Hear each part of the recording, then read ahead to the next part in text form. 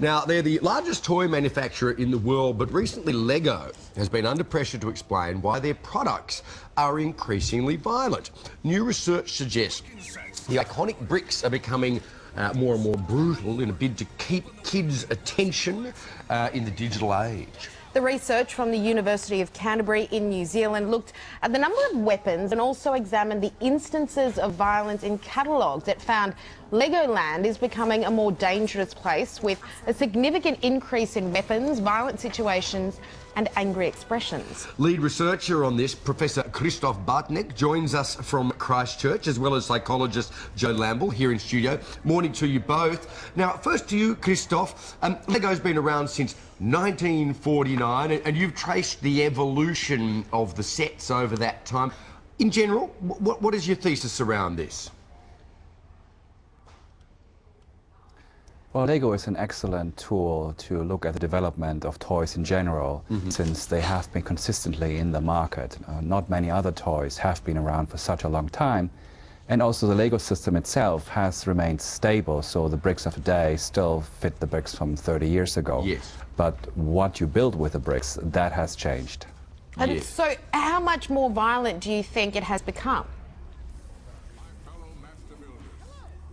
Well, our study indicated that the probability of observing a violent act in one of the catalog pages increases with approximately 19% per year. Wow, okay. So you say that originally it was just it was freestanding blocks, and the child was at liberty to do whatever they wanted with those blocks. Increasingly we're seeing the marketing of big franchises, you know, Ninjago and Star Wars and things, and those kits and what's in them, as well as the cues from the catalogues, increasingly point towards conflict in kids' play. That is, I guess, a correct observation. The catalogs show the products in context, so they show how the Lego company imagines that you might want to play or maybe even should be playing with these toys. And many of those situations are depicting some form of conflict. Yeah. Now, there's nothing wrong with conflict. There's, you know, kids have to play conflict, that's all right. But when you look back really, 30 years ago, and you see how serene and how peaceful Legoland has been at that time, you really become aware of how it has changed. And it also indicates that it doesn't have to be that way. If it hasn't been like this in the past, then also we are at liberty to change the future. Sure. So we can play with the toys as we want to. Okay, let's bring Joe in here. Joe, what impact does violent play have on kids, and should parents be concerned with this level of violence? I think the video gaming companies have sponsored a lot of studies saying there is zero impact, but there are far more studies that show that, especially the violent video games, because they're so realistic, does desensitise children to violence. So nobody's saying there's anything wrong with rough and tumble play and making guns out of sticks or things, but when you have very realistic play, and if your child is only interested in violent play, then I'd really look at what's going on. So I am concerned with this. I mean, I think Lego has obviously done that because they're competing with other violent toys. They're competing with other choices, so they're thinking, okay, how can we keep up? But you might say, look, it's Lego. It's not realistic. Yes. I mean, they're little square people.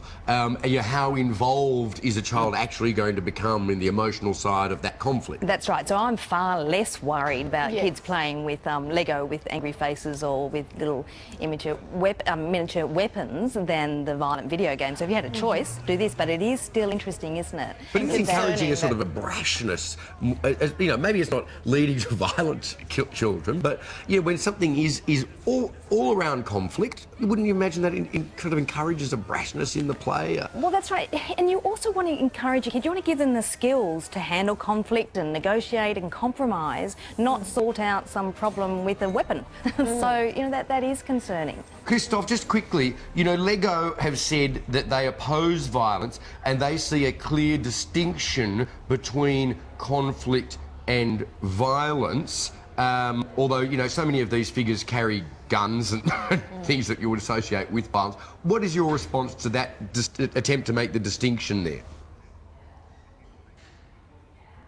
Well, I'm not so quite sure if that holds up. One of the things we investigated is the atmosphere in which the violence occurs.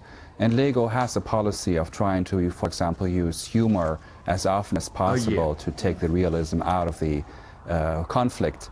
But our study showed that humor was the least frequent atmosphere in which the violence occurred. Most of the times it was threatening and exciting. Right. So I think we have a choice. Toss the building instructions away. Nobody's telling you how you're supposed to play with Lego. Play with Lego in the way you want to. Yeah, the old-fashioned way, where you have to use your brain to build things. Thank you so much, Christoph. Interesting research, Joe. Thanks so much for being in, chatting with us. Later in